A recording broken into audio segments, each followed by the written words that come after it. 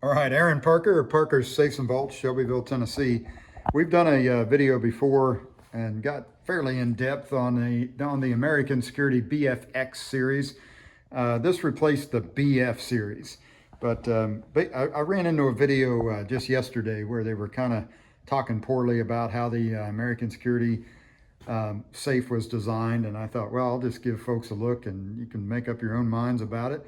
I think they're a very substantial, well-built safe, but let's have a look, and then we can just compare. So, anyway, first off, on the door on the BFX, we've got a full half-inch plate of steel, so that covers the entire door.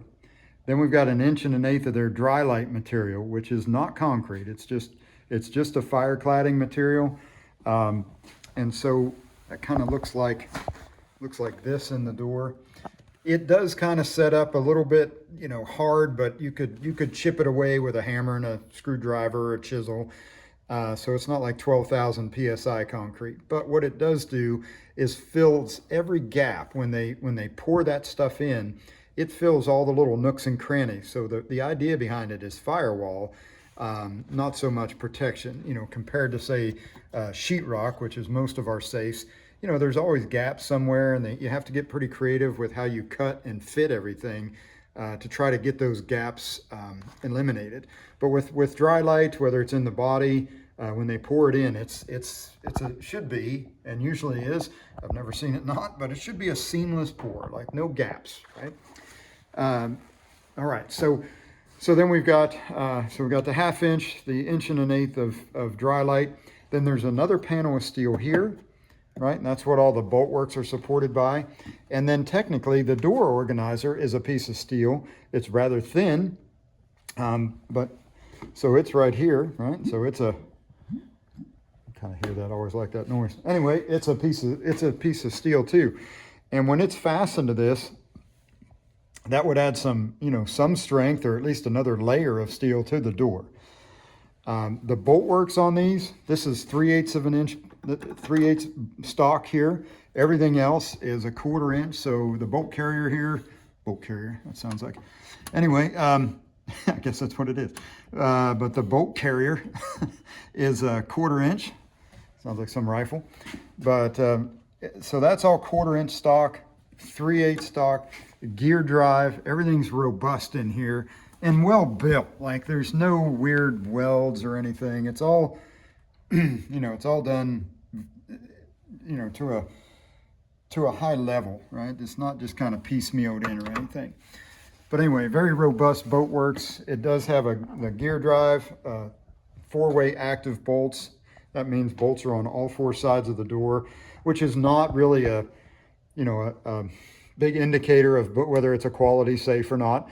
But on this one, they just do it. And a lot of companies just have either stationary bolts or a piece of flat steel, and when you shut the door, it just kind of hooks behind the door frame.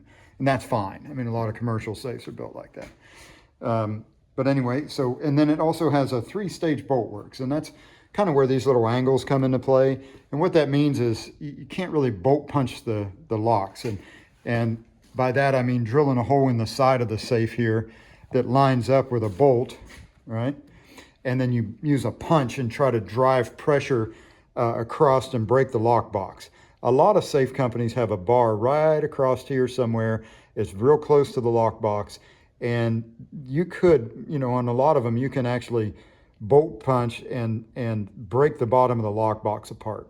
But on these, for one thing, their cross members are up high. And then secondly, it is a 3-stage bolt work. So things have to move in 3 different directions in order to achieve that bolt punching, which is nearly impossible, right?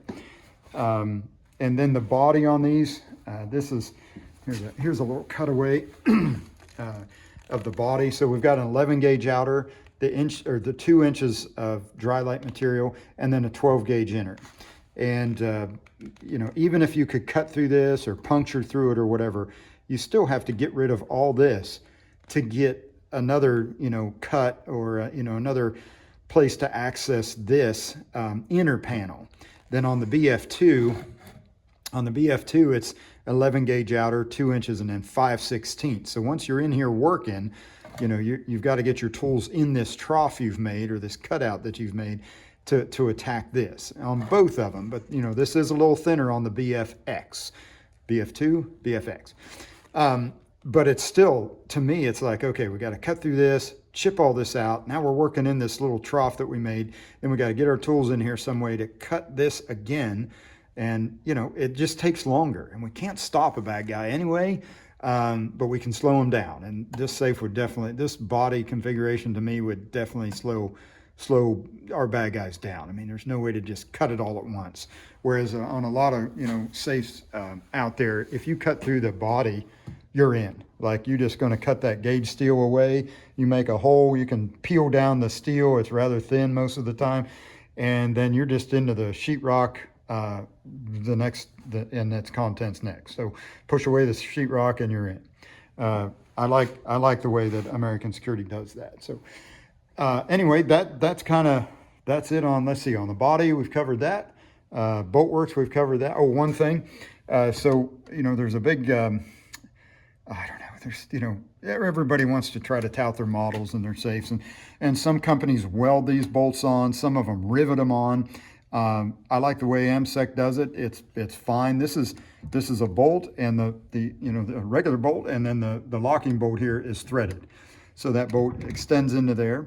And all that really does, though, is just, it's just a way for the bolt to move in and out. It attaches to the bolt, you know, to the part of the frame here, to the bolt works that would let it come in and out.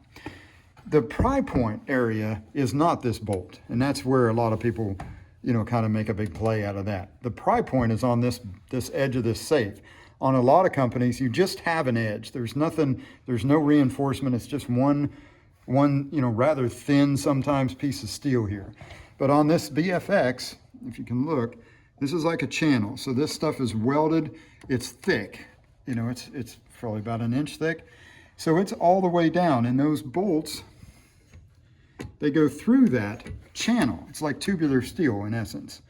And so that's what's holding, that's what you're going to be prying against. So once you shut that door and that bolt is behind this frame, the frame is substantial enough and it matches this, which is substantial. And then you got to remember too, we also have that cover plate. So that's going to create, you know, some resistance as well. Once that's all fastened on, it's kind of like a big hollow tube now, the whole back of the door.